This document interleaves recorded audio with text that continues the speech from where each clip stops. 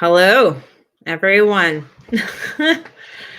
Wow, I've been doing this job of being a landlord for quite many years, and I've never experienced an eviction like I have this February 14th.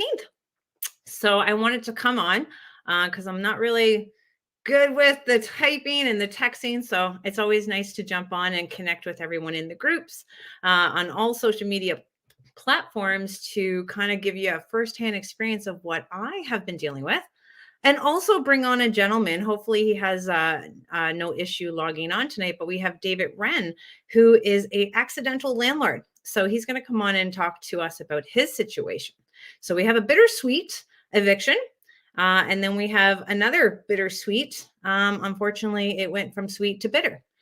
So let's dive into it. Thank you for everyone who's coming into the group recently. Welcome. I hope our members have been most helpful in helping you navigate through the Residential and Tenancy Act and the Landlord and Tenant Board.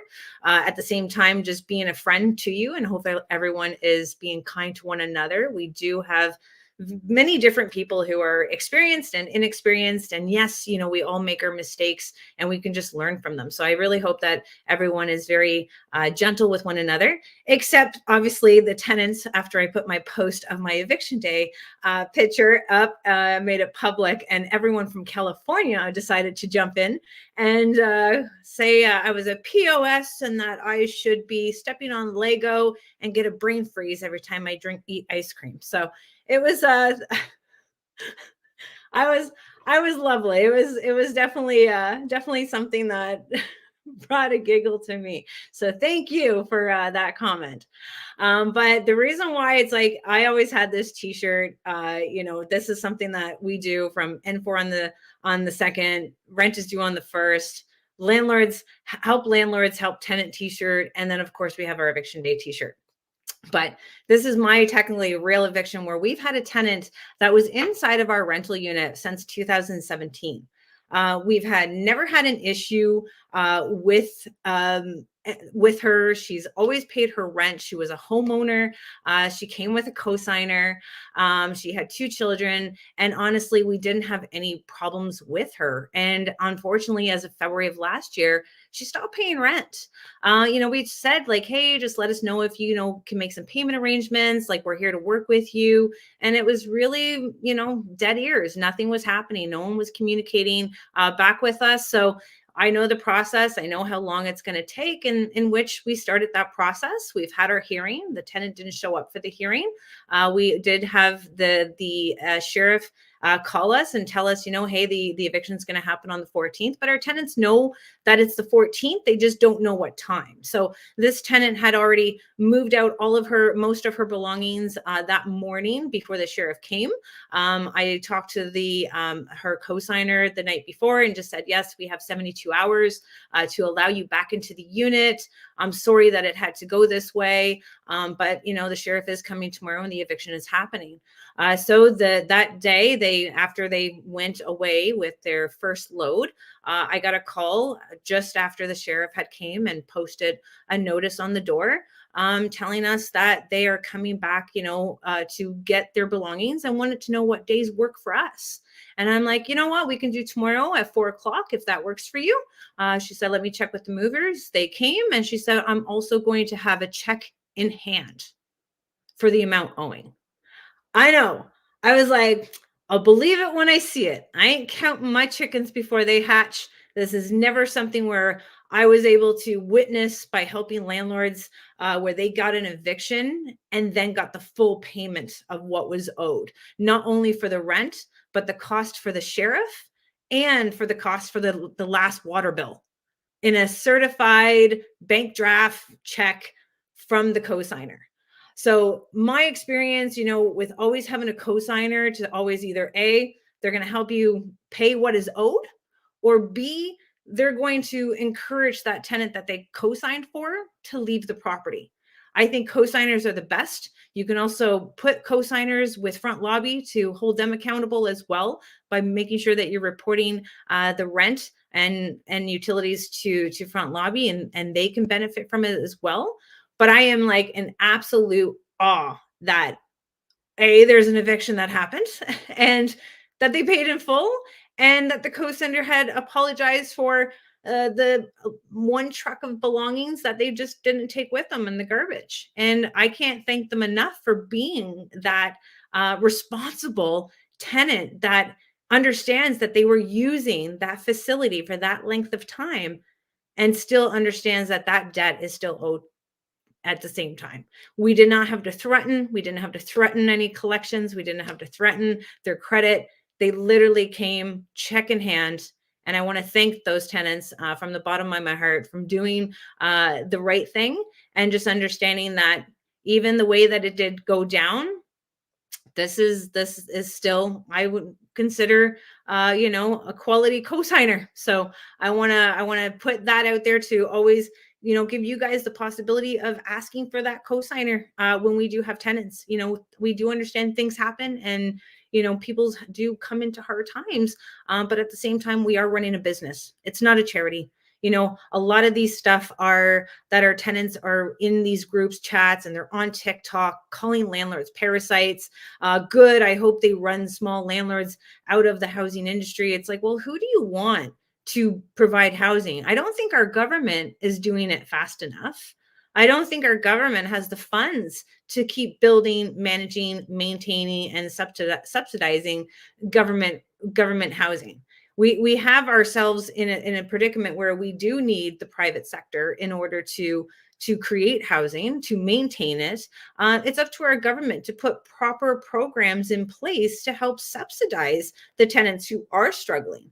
And it's not landlords are picking these numbers out of their head and be like, this is how much I want for rent. No, everything has risen for landlords. And this is why you're seeing the cost of inflation come to the landlords. And they're obviously passing the cost now to the tenants. Now, why are tenants being such a protected class of citizens when there's now surveys that have been put out recently talking about, is it cheaper to own or is it cheaper to rent? And out of 26 cities, all of them except one has stated that it's cheaper to rent.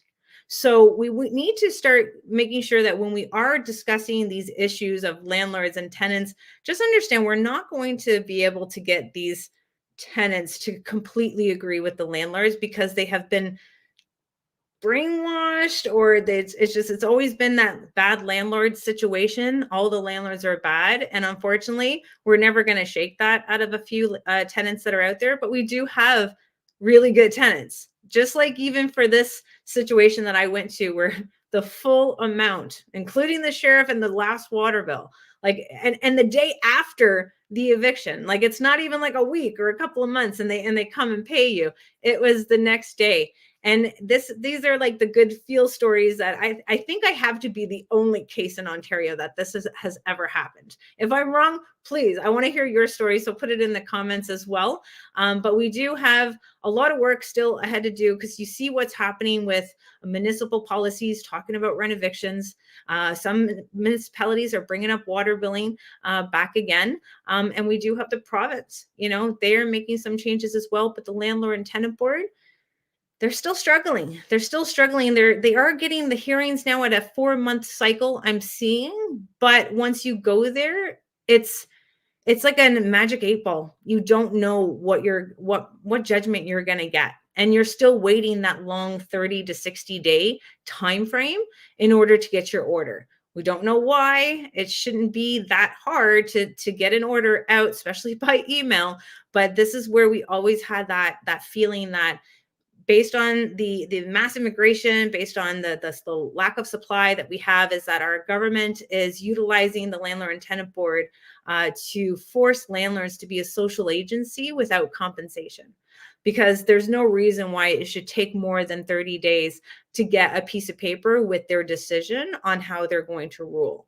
So we have a lot of backlogs that are happening, obviously, because non-payment of rent is one of them, the top application. So we are going to see more of an influx. And I believe they're now at 53,000 cases that are still considered backlogged. So I'm not too sure how they can have a 4-month hearing, but also still have a huge backlog that they haven't agreed to get to. But we do need you as the community to speak loud into these social medias, to follow these elected officials on their social media accounts and hold them accountable, because now they're talking about this landlord licensing, because they're seeing different houses that are holding about 13 people in a basement out in Kitchener, 25 people in Brantford. It's like, is it the landlord or is it the tenant doing it? Like, we have to have more journalism to tell us more details of the situation that's happening, but it just still puts that concept that there is a desire to need more housing, and that we have too many people needing housing and not enough supply. But it's not the greedy landlords that are buying it up. This is because it doesn't make sense for them to invest in Ontario, and it doesn't make sense for them to invest as a developer to build these type of properties. So we do have a huge problem that's still transpiring. I always been saying this, that the worst is yet to come. I'm living in Cambridge, Ontario, and right on Samuelson Street, right in the side street, it's a dead end. There's literally a mountain of garbage, and we have houses like wooden structures that are being built, and tents, like the community is building there. And we're seeing it. We had it in our downtown core. We have it in Kitchener. Like, if you look at the number of encampments that have been growing across Canada, it's unacceptable. It's despicable. And the only people that we should be holding accountable is our elected officials. And as you've seen in the last post that I've put, is that they're now questioning, government to say, how much money have you put into homelessness and chronic homelessness and these programs? And are you tracking how these programs are impacting the homeless community? Is it improving? Is it getting worse? And no one can tell them. So I'm not too sure why this is taxpayer money. We need to be asking these type of questions, because this homelessness crisis is getting worse, and no one's holding our elected officials accountable. And we're not expecting them to fix it in a day, but no policy that they've come out with now is doing a little bit to make it better. It's actually making it worse, because they're attacking that private sector. Now, I had my gloat. I'm still in awe, in shock that this situation had happened to me. And I feel blessed and grateful at the same time, because we do have, to a water line and sewage line to a fiveplex at this property. So definitely that money is going back into the property. So I am definitely blessed to have that. But not all people are able to be as lucky as my husband and I were in this situation. I had gotten a call from a friend, and she said, I need you to help this gentleman out. And I'm like, I can try. I try to help as many people as I can, as much as I can, based on the knowledge that I have, and, connect them to resources if I don't. But this situation, it's got my head twisted. I don't even know how we can work this around to based on what David has experienced. But what we call David is an accidental landlord. So I'm not gonna, let the cat out of the bag, because I think this is his cross to bear. It's his story to share, and I want to bring David on so that he can introduce himself to you and give a little idea of how he got into landlording. But just know that it was on the accidental part, and he did it with his heart on his sleeve. So without further ado, we have David. Hey, Kayla, how are you? He's a little dark. If we can, I don't know if you have any more light there, but you'll kind of explain that. If you want me to, I can turn the light up if you want. Yeah, if you could. Just give me 1 second. Excuse me, I'll be right back. We just want to make sure you're real. Okay. I didn't think you were real based on your situation. I'm telling you guys, like, this is based on what David's dealing with. I see that there's a bigger issue you have to fight. Yeah, that works great. So yeah, first say thanks for having me on your podcast, on your webinar. It's nice to be here. And yes, we met over the phone via a third party, which I'm very grateful for, actually. My name is David. A little bit of my background, if you want. Yeah. Yes, I have a Bachelor of Architecture from Ryerson, which now, of course, is the Toronto Metropolitan University. I also carry with me a Bachelor of Education. I have a passion for architecture, and I have always had a passion for affordable housing. In fact, in university, I was working with Habitat for Humanity. Now we're going back to 1989. So at the at that time, I was very intrigued by why in Canada, such a large country, we had such a large population of homeless, and it still is. It's getting worse every year. So I've actually entered a competition university. I won first prize for a design for urban planning issues. That was through the Chinese Student Federation in coordination with Habitat for Humanity. I worked on blitz builds. So I always had a passion for housing for the homeless, basically.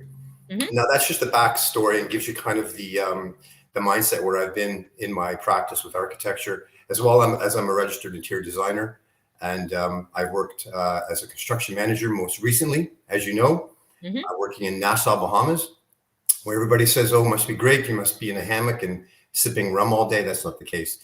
You really do work very hard, and down there, you're working for companies that require you to have a work permit. So right at COVID, I lost my job actually here in Canada through LinkedIn. Someone reached out to me, a colleague, and said, "We have a position available in Nassau," and I qualified. They flew me down. The permit was in place, which included a 3-month apartment that they would take care of. I would take over the lease, which was no problem. And worked there for a company, a reputable company, quite happy until the work contract expired after 2 years. While I was down there, Kayla, trusted colleague, and now this is going back, 2019. I'm fast forwarding quite a bit through my full career, but most recently, while I was working for this company, a professional colleague I trusted, who came to me and said, "David, there's a local businessman who has an offer for you. I know that you're still on your permit, but when your permit does expire, consider this prior to reapplying for this particular, for a renewal on your existing permit." And I said, I'll keep it in mind. So I decided to move back to Canada. The permit expired, and I was doing fine, living very locally in a nice 2-story, 5-bedroom, 1.5 bathroom home, where my children lived as well with me. My ex and I, we shared custody. And I received a phone call, and it was the businessman that had said, after our meeting in Nassau, would you like to take me up on my offer? And I said, well, let me do some research. I'll do a little bit of background check. He presented what he promised to be a work permit. He was in good communication with immigration. He had also promised a place to stay, a nice condominium, and he promised traveling as far as a vehicle. So like I said, I did the background check. He had said that the permit would be at the Linden Pindling Airport, which is the main airport, of course, in Nassau. And upon arrival, he was a no-show. And that's where the trouble started. Fortunately, I have a great reputation on the island. I have a lot of good friends. I reached out. I managed to find shelter in Nassau. And I spent the better part of almost towards 8 weeks chasing this individual down. He would meet and promise me, it's just going to be another week. Sit tight. And I had nothing but great experiences working in the Bahamas. And it was quite lucrative, and I was able to save, and it was a good experience.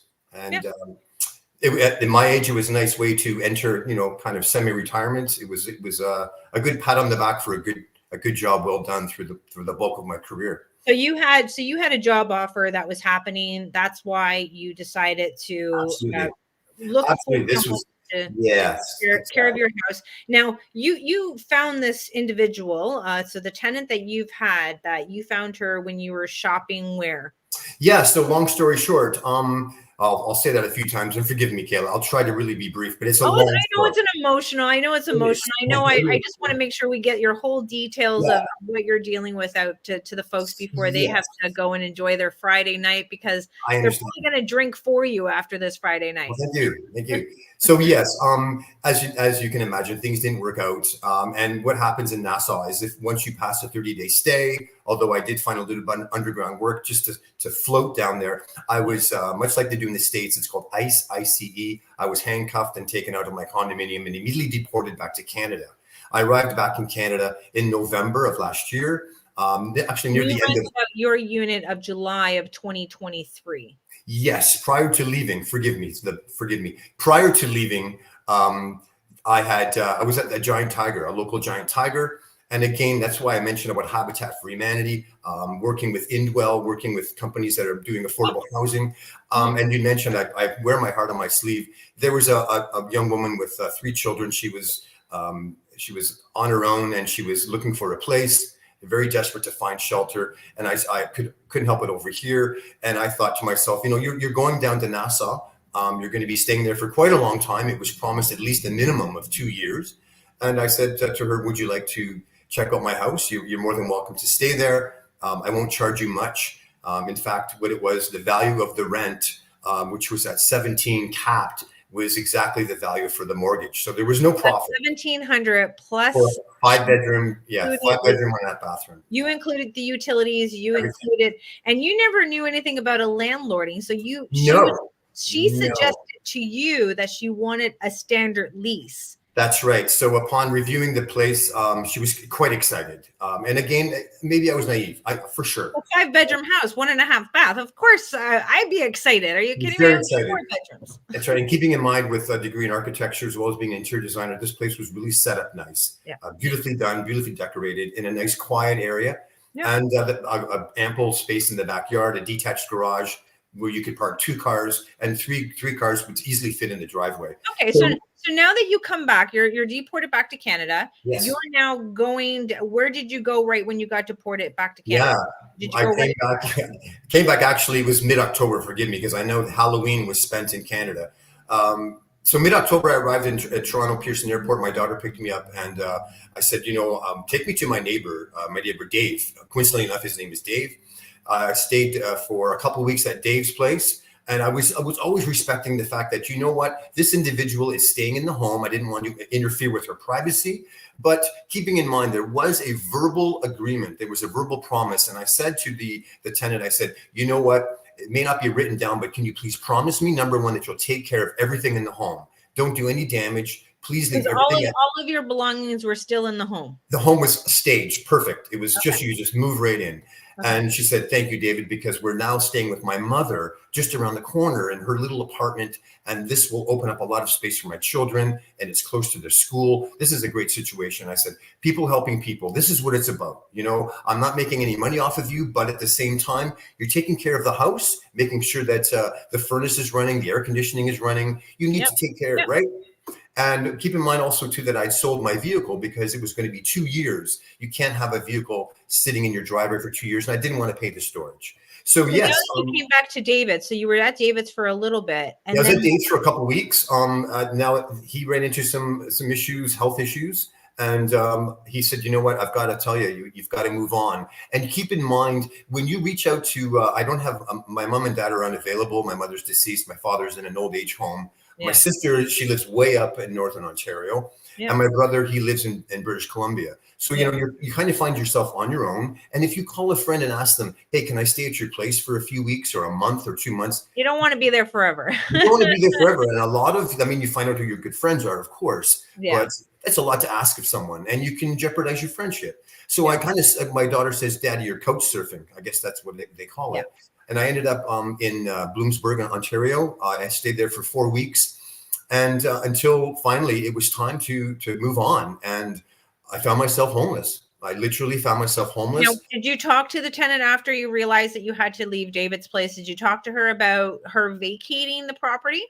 Well, here's the thing. I would say about maybe a few days after I had moved or had left for Nassau, her mother gave up her apartment, and her mother and all of the mother's belongings, all of her bedroom suite, her pots and pans, everything from her mother's place was moved into my place. Now, legally, according to the LTB, the tenant has the right to move one family member in. Well, the way it was that we had two adults. Taking advantage of someone who was being nice. This is exactly what happened, and with no doubt. Yeah. So now you have the 5 bedrooms being occupied by the tenant, the 3 children, and the children's grandmother. Yeah. So the 5 bedrooms are occupied. So she said, "Sorry, my mom's living with me. You can't come in here." That's right. Okay. Now, I respected that. I have no idea what the LTB is at all at this time. I have no idea of the RTA. I have no idea of my rights. And certainly I have no idea how long it takes in the tribunal process. Yeah. So I ended up staying with a friend in Bloomsburg again for about 4 weeks until time was to get out again. And we're into November. The weather is getting nasty.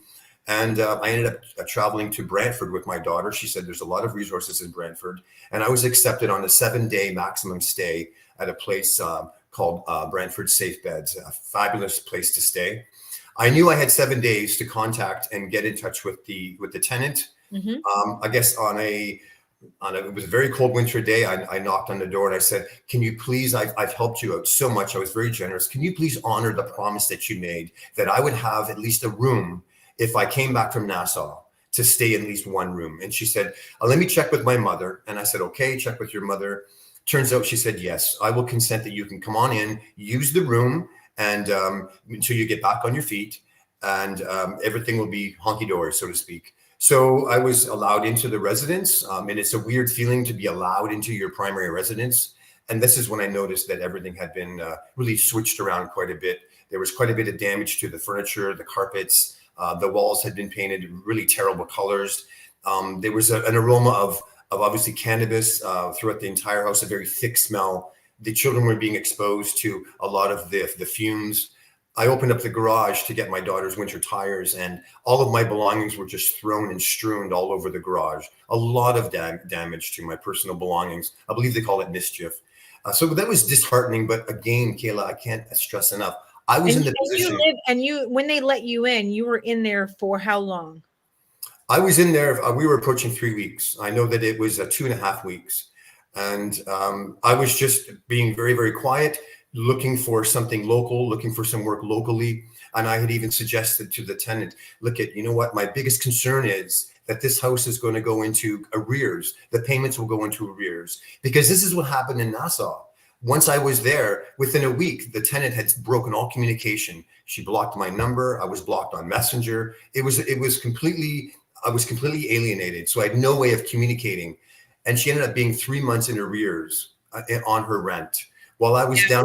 We were on the phone. You talked about when you were away, right. There was arrears, and that there was a lot of arrears. So between the tenant not paying, there was a foreclosure, but between your income and then her getting government assistance, you were able to stop the foreclosure. But now you're back in Canada. You're living in the property now for about 2.5 weeks. That's correct.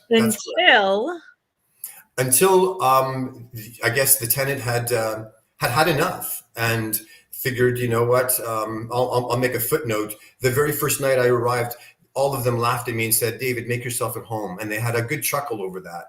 And I was cleaning up everything the best I could. And the mother looked at me and she said, you're hired. That's our cleaner. I mean, they thought that it was quite funny. I guess at the end of the day, within 2.5 weeks, almost 3 weeks, the tenant finally said, you got to go. And I had messaged back, and we had always said we should sit down and talk about this. I guess the water came to a boil and she said, you got to go. She called the police.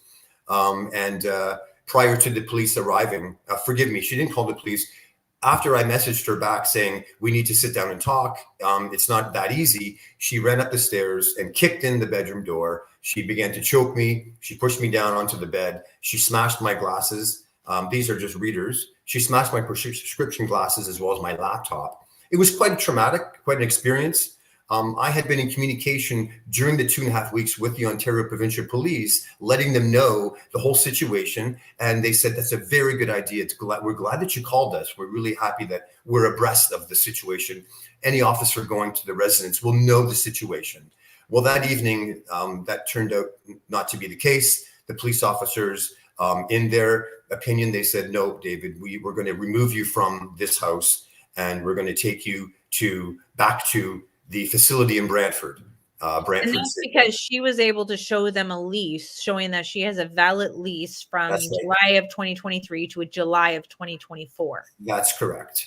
Now, with the little bit of education that I gained over the course of the, from mid-October up until about 2 weeks ago, it was my understanding the LTB had said, David, the fact that you are in the residence now, and that fact that you are sharing a washroom and you are sharing a kitchen with the tenant, this is where it got gray. neither of you now are protected under the RTA. And in fact, the LTB said several times over the phone, David, you are now in what they call a boarding agreement, so that the lease is not protected under the RTA. Now I'm going to pause you there. I know we have quite a few watchers on tonight. So if our paralegals, I know you can't give legal advice, but if you can kind of, give some direction, any case law of some sort, just because we are looking at a yearly lease, for David to try to give an N12 application, 60 days notice. Obviously we can't do that until the end of this yearly lease is done. So it's more the concept that he's now living there for 2.5 weeks that she allowed. Now, does she go ahead and relinquish herself from that yearly lease?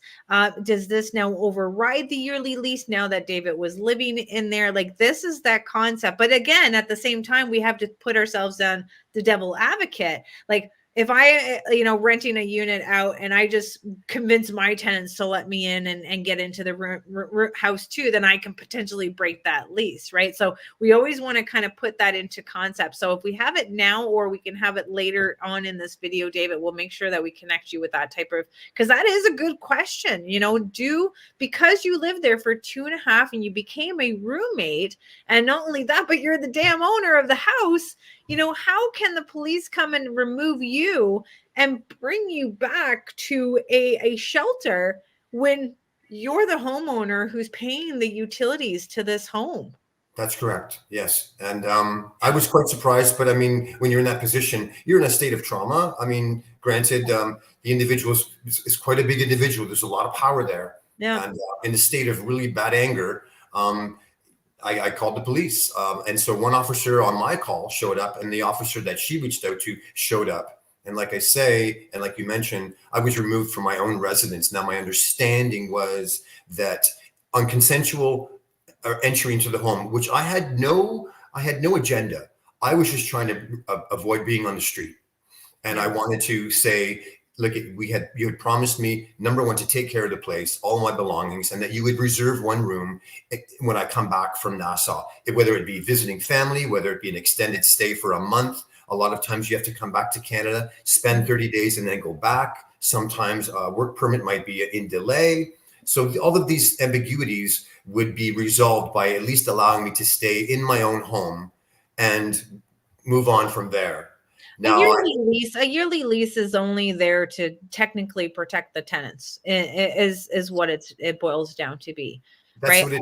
It's what it's there for. And what's sad is that when you are looking at refinancing or getting a property, like, our bank is always asking us to say, hey, we want to see some yearly leases. We want to see the lease. And I'm like, no, here's a month-to-month lease. I'm going to skip over your boss and tell you that you do not want me having my tenants in a yearly lease. It's better for you to have them on a month-to-month lease. But again, David, absolutely, you're an accidental landlord. You didn't even know what you were paperwork. I didn't know what I was getting into. And some of the viewers might say, "Hey, that standard lease, or did your tenant have the standard lease? Like, who provides the thing? Here's the thing. Exactly. Now, I must say, some of your viewers might say, hey, you know what? Lesson learned. You should have researched. You should have known. Yeah. Absolutely, 110%. I agree.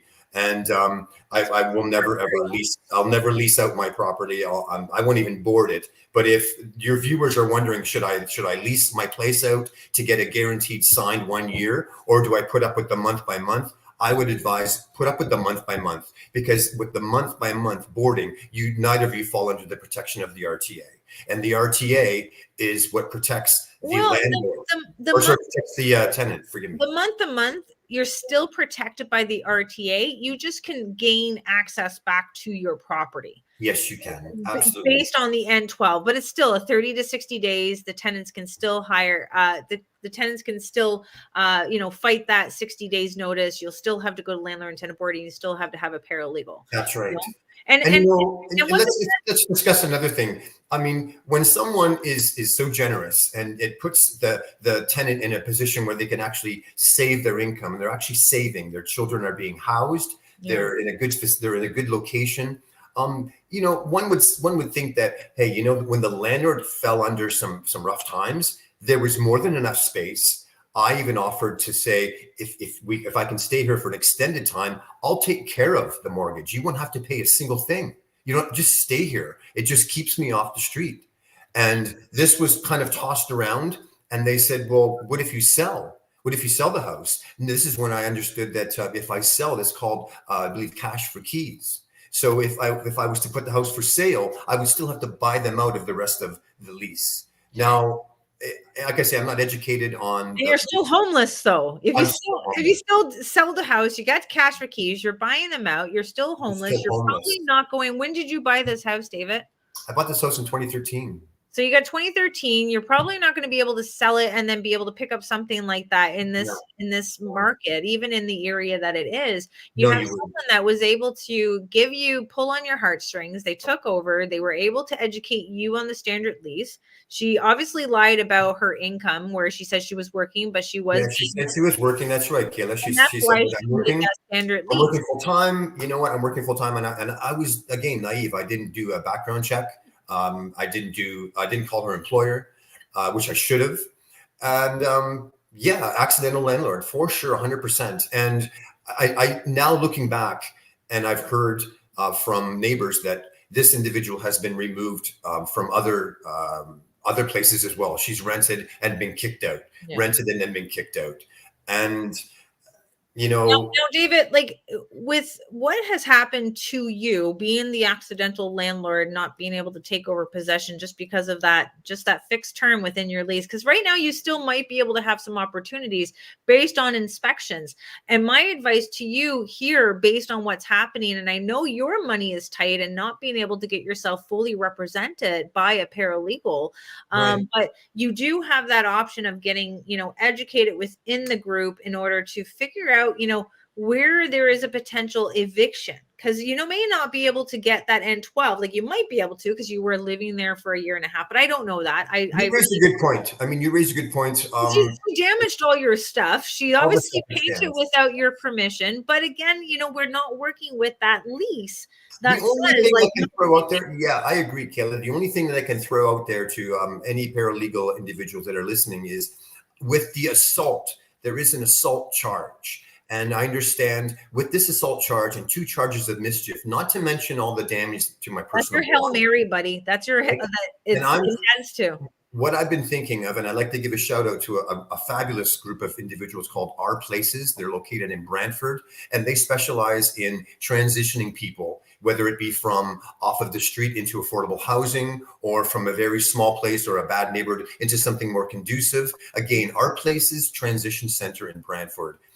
They've done a great job. They're handling the assault, and they're handling getting everything finalized with the OPP. If in fact she is formally charged, which she will be, there'll be a restraining order. And funny enough, I was under the assumption, they say about assume, I was under the assumption that as soon as there's an assault, that the individual who did the assault is immediately charged on the spot. That's not the case. The OPP officers sided instantly with the tenant. However, that might be a way that she would be evicted. And unfortunately, the children living without their mother, I suspect maybe we say they may just bounce. They may just bounce out and leave the place. Going back to selling the house, the damages to the house, the state that the home is in right now, I would lose so much if I was to do, cash for keys. It's just a bad situation that landed me in a shelter. And if I don't get back into my home by March 8th, I'll be in another shelter somewhere in Brantford until the lease runs out.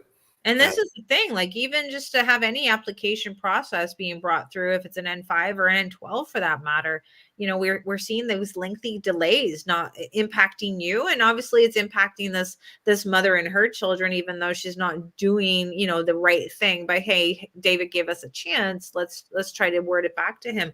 But David, if you had your elected official in front of you right now, what would you ask your elected official? I would say, why is it that Ontario, out of all of the provinces in Canada, why is Ontario the slowest with the tribunal process? Why are we looking at 5 to 8 months? This is ridiculous. It's absolutely ridiculous.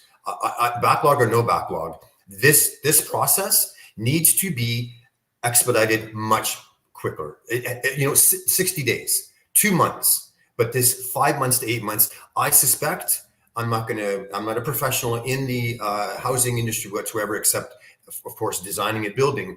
But I really do get the feeling that a lot of tenants are relying on this delay, and it's common knowledge.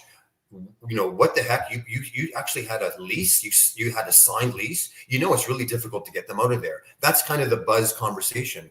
Once they're in, they're really hard to get out. And Well, David, we've seen that with them, with the comments all over the place about my eviction day shirt. I even got a private message. You're a horrible human being. I'm like, we're not slumlords. You're looking at an individual who saw a woman in need with 3 children, and by no means was I making any type of profit.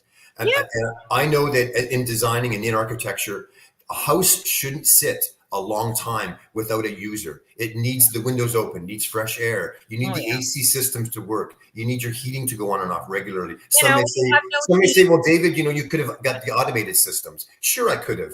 But at the end of the day, if more people were generous enough to open up their doors, and if my elected official, if I could say, why are we so short for affordable housing? I mean, I built 3 buildings for Indwell, another company who does affordable housing.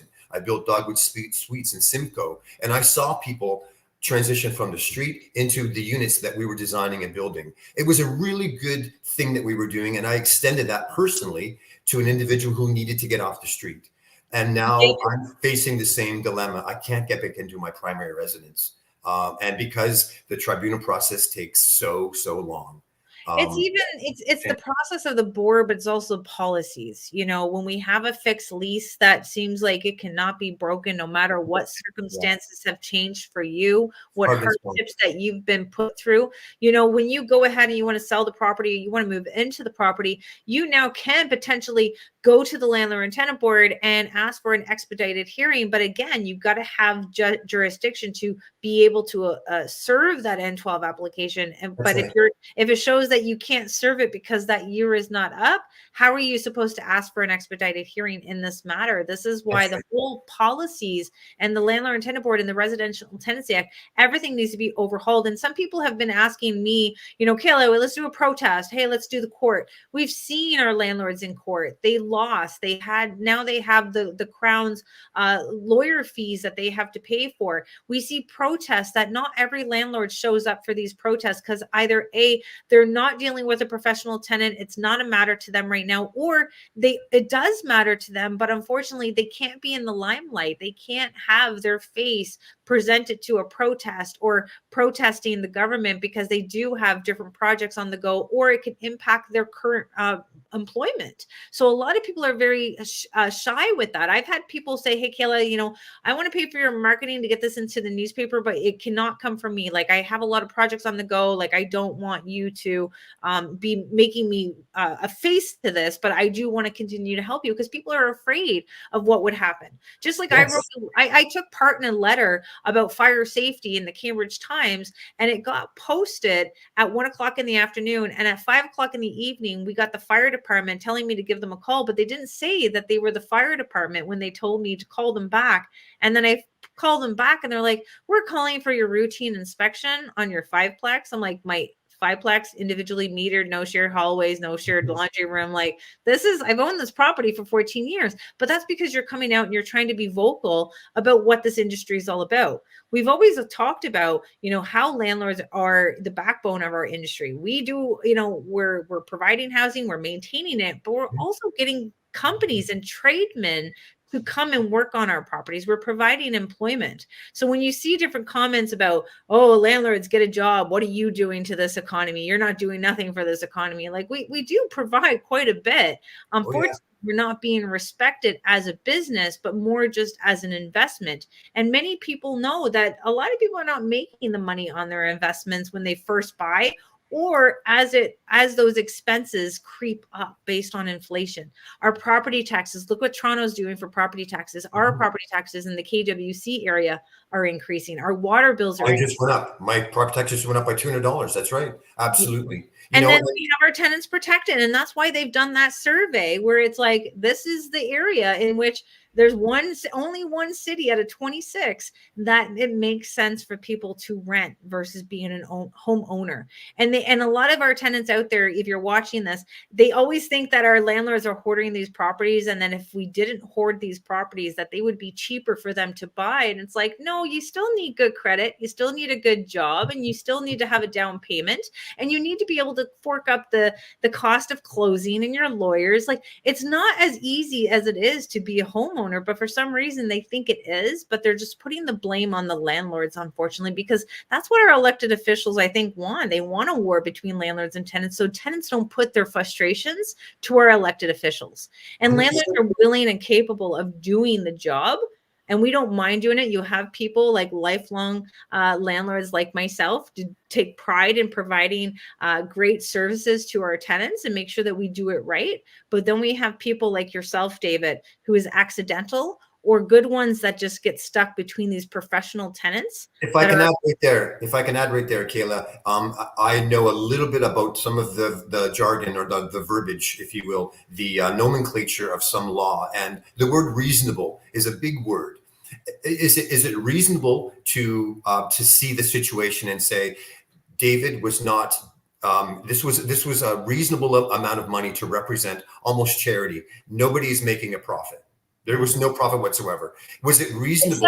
$1,700, buddy. I seen your lease. Okay, another one. Is it reasonable? Is this reasonable that an individual who's in a shelter, who for the first time, just in February, is collecting from Ontario Works, and that amount of money is just enough to pay my mortgage? I'm in a shelter, and because the tenant is not paying, I am in a shelter using my Ontario Works funds to pay for my mortgage so that she can remain there and is protected. Taxpayers' money because of your tenant. That's right. Yeah, I know. That's it. And it could have been resolved. It could have been resolved much easier if this individual was reasonable. If she would just, if the tenant would just say, you know what, you helped me out, I'm going to help you out. We'll work this out, and let's not get pushed around. Let's not take advantage of the lease. Let's not take advantage of the RTA and the LTB. But that wasn't the case. And lesson learned: no good deed goes unpunished. That is an absolute 100%. You know what? And that's the sad part. When people do get burned from doing a good deed, it's sad that, they won't be doing it again, and that's sad. But you know what though, David, I still admire you for trying to help, because we do have people who are struggling that we want to help. This is why we try to connect with our community and protect them and connect them to different social services to keep them housed. Unfortunately, they don't listen and they will abuse it. But we do have, some great people out there that we still want to give praise to. But unfortunately, we're not going to be able to do it much longer. I think that's what's happening. If you look at what our supply is, our developers are canceling projects. Our landlords are skipping out of Ontario, getting themselves either into the Alberta community, they're into the States, they're into Costa Rica, Mexico, Punta Cana. Like, they're everywhere putting their money because they know that their money's not going to work for them here in Ontario, and the numbers don't make sense. So let's move our money around, right? This is where we're really good at pivoting through these type of crisis. And that's what's happened since COVID. We're seeing more and more people take advantage of it. We have tenants trying to do rent strike movements. That's okay. Everyone can, blame a landlord for, being happy about their eviction day after a year of waiting. But we're here to show sympathy. The tenants who just want to do a rent strike movement because they weren't happy that their landlord had applied for a rent above the guideline rent increase, because all the expenses have increased to the landlords. Tenants, landlords, we're not ever going to see eye to eye, but what we can do is make sure that you're being loud and you are connecting with your elected officials and telling them that this is an overhaul. This is not a little policy here, a little policy here. This is an overhaul that needs to get done. Unfortunately, there's little policies that, we can make change with at our municipal level, because landlords, listen up. Get ready for your landlord licensing to be brought into your community and the Renn eviction bylaw, because our city councilors seem to want to try to overstep what the province is doing, which has already done, which put stipulations in there. But we have to be more collaborating and together on what the government is doing and being aware of what's happening, not being shy to step up and actually speak up to what is not right. This is about providing justice. And unfortunately, just the only word justice at the landlord and tenant board is just a word. You know, they're not treating people equally. We have adjudicators that come from social justice backgrounds that are not treating the landlord. And if I could comment to that as well, Kayla, you know, in my search for information and educating myself, a rapid education, the LTB, that's a dead end. I mean, you can get everything you need online. All the forms are there, all the explanations. They do not offer any type of legal advice. No problem. I understand what they say to you in one side, then they say something else on the other side. You can't really trust any type of anything you hear from them. Just look at the forms. The forms are online. Number two, in Brantford, Ontario, there is an establishment called the Community Legal Clinic. This is free legal advice. The Community Legal Clinic. I called them up. You know what they said? And within 2 seconds, are you the landlord? And they hung up the phone. They do not deal with landlords. I called up legal aid. Oh, that's a fact. I called up legal aid, Ontario legal aid. What is your issue? I said, I have a housing issue. I'm a landlord and there's a tenant issue. We don't give any legal advice for landlords and tenants. They said, try pro bono law. Pro bono law, you can write that down. That might help some. There is self-help landlords online. They had no idea of what to do in this particular situation. Yeah. At this moment, I think I'd like to just, if any viewers out there, if you know any information, you have information that can help me out or help guide me. I'm currently, like I say, in Brantford at the Brantford Safe Beds. They're online. You can certainly call. I'm here until March 7th, March 8th. Ask for David, and I would be happy to give you my contact information. Any advice, especially yours, Kayla, I can't thank you enough, is welcomed. It is a dead end a lot of times for landlords, let me tell you. When you're trying to do good, you know? We want to share your story. We want to share your story. Try to share your story to the media because obviously your circumstances have changed. And just for the minor of a fixed lease, it prevented you from gaining access to what is rightfully yours. So please, everyone who's watching live or as it's recorded, and please share it. Share this around. Like, this is something where we have to bring the acknowledgement of how a fixed term lease can put a landlord out of his home and being homeless. And this is where we have to put our foot down and say, this is not fair. This is not justice. It's not really fair, you know. And worst case scenario, if enough funds are not raised, I'm not looking to raise funds, but if this house goes then into arrears and I'm not living there and I'm not able to work because I don't have a place, I'm in a shelter or I'm on the street, you lose your house. And then the tenant just is given notice. Yeah. And then moves on to another place. But yet the landlord lost their home. It's a shame. I mean, it's not reasonable. It's unfortunate. You know, why can't there be a reasonable clause? You know, something in the lease agreement. Put something in there that says almost like that section of like, I was living in here for 2 weeks and 2.5 weeks. You know, right. This is where there's an exemption, and you know, we still might be going on that. And but at the same time, I think we got some digging to do. We got some ideas, you know, even for Greg Harry said N7 and L2 for the assault. I think that's why you make sure that you go through with that situation that had happened there. At the same time, the damages that are happening. But maybe, you know, I know funds are tight for you. That's why it's very difficult for David to get a paralegal to represent him. And it's unfortunate that our taxpayers' services are only representing one class of citizen and not the other within this case. So it's definitely unfair, but we do have to get ourselves established to showing some balance. We need some balance, and we need more of our elected officials to see deep down in the trenches of what's actually happening. And I hope it's really happening. Yeah. You know, when you're generous to open your doors, we are opening our doors. Landlords that charge too much, I don't think that's fair. Landlords that they're not upkeeping their property and they're putting the tenants at risk, that's not fair. Having a fabulous tenant, a longevity of a tenant, you take care of a good tenant. Even right? though, David, like you had that assault, you're still looking at that 4-month cycle, and you're supposed to now be out of that shelter on March 8th. You know, Yes. this is where the justice system is completely broken. Mhm. And this is why I do what I do. I try to answer as many people as I can, and I apologize if anyone messages me on Facebook, and they like, it's usually email and text messages or phone calls as much as I can. And again, trying to do the back work of connecting with elected officials, writing policies that we need to see changed in order to start that process of rewriting the RTA and fixing the landlord and tenant board. But I want to thank everyone in the group who is helping each other out with these comments and navigating and giving some advice, even when someone's doing tenant screening, because your tenant screening process is going to be key. It Making is sure 100%, you know, and if you can, if policy could change where, like I say, even halfway through a lease, which was my experience, halfway through the lease, that there is a policy, a reasonable situation, and the reasonable outcome is 60 days. This is this gentleman's primary residence. He's on the street.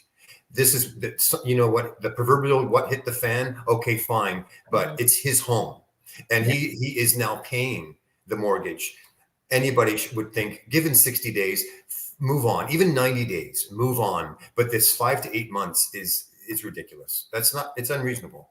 David, I Yeah. can't thank you enough for coming on here and being not that shy landlord to tell your story of what you're Thank you. experiencing and what you're dealing with. And I do sympathize with what you're happening. And I hope that our elected officials can see that their bad housing policies are not only, you know, causing tenants to be homeless, but it's causing landlords to be homeless. And you know what? When I went through my eviction on the 14th, and definitely speaking with 2 of the sheriffs that were there, that they're also talking about the writs that are now being a part of their daily task, not Mhm. just tenant evictions. It's now foreclosing on people's homes. Yes. And that's only the beginning of what they see to be a spike based on a lot of these people. And these are like the secondaries lenders, but there has been an increase that we're foreclosing on properties based on interest rates have increased. So we do have obviously that happening, and which will mean longer eviction for sheriffs that are happening. So landlords, be on guard. Make sure that when you are doing your tenant screening, make sure it's thorough. Do your own credit check. Do not take any paperwork that comes from the tenant as evidence. You know, pull your own, do your own credit checks. This is why we're tightening our tenant screening, and you know what? It's going to impact our good tenants, unfortunately. But at least we need to know that our elected officials, that this is all on them. You know, deep down, I'm this living is proof. all on This is them. what can happen if you don't do due diligence and don't do the research. This is what can happen. Don't make any deals coming from your heart at all Yeah. whatsoever. I'll leave you with this last thought. On my journey from my residence after the assault, the police officer, I was in the back of the squad car, and he said, "You know, David, I'm thinking about renting out my place." And I said, through the screen, I said, "Don't, officer, don't rent out your place. Board it. And before you do that, do your homework, or you're going to end up in the same place where I am. But do your homework. Really, really be careful. Screening, absolutely, and don't let someone who treats you mean make you treat other people mean. You know, that's really what it's all about. At the end of the day, I'll get back on my feet. I'll find my way through. This isn't going to change my attitude towards individuals, but will I rent or board my house? No. As soon as I can get in there and clean up the mess, I'm going to use my talents and skill. I'm going to make it beautiful again and sell it and have a family move in and move on from there. This has been a very traumatic experience, going back from June of last year up until present day. And you can't imagine what it's like to have the timer ticking in the background day by day, knowing eventually that you will be in another shelter or on the street in the cold winter. It's not a good situation. At the same time, your house is decaying day by day. It's just terrible all around. And you still have to maintain it. If she even calls you for a maintenance request right now, you still have That's to right. maintain it. That's right. David, I can't thank you enough for coming You're on the welcome. show. Story. My pleasure. Everyone understand that we're going to listen to the ins and outs of someone's mistakes. Make sure that you don't fall prey to that mistake. Do your part, advocate, get yourself into any municipal housing task force, any committees that you can be a part of, be a part of your campaign team for any of your elected officials that you feel do have their common sense factor that is happening, because the worst is yet to come. There's more that's going to be hitting every city, all of Ontario in itself. And we want to make sure you guys are doing your part. So share this video, contact your elected officials, and we're going to be hosting some webinars so that if you are dealing with something like David's doing, like, we can actually come together and actually work it out together as a team, just so that you're not alone, and I can get to as many people as I possibly can in order to help you guys out, because I know there's not a lot of support that's out there for you. So we want to bring our experts that are in the community together in order to do that. I want to thank you for tuning in for this live broadcast and celebrating my success, but also showing the sympathy to David. Unfortunately, is another victim of bad housing policy and a victim of a broken Residential Intensive Act and the Landlord and Tenant Board. So together, let's do what we can to make some changes, and also make sure that you're looking at where else to invest in Ontario until we can get this fixed, or outside of Ontario until we can get this fixed. Can't thank you enough for having me. Thank you so much, Kayla. And thank you to the viewers. All help is appreciated. Thank you, David. And thank you, everyone, for watching. Have a good weekend. Happy Family Day. Happy Family Day. Bye now.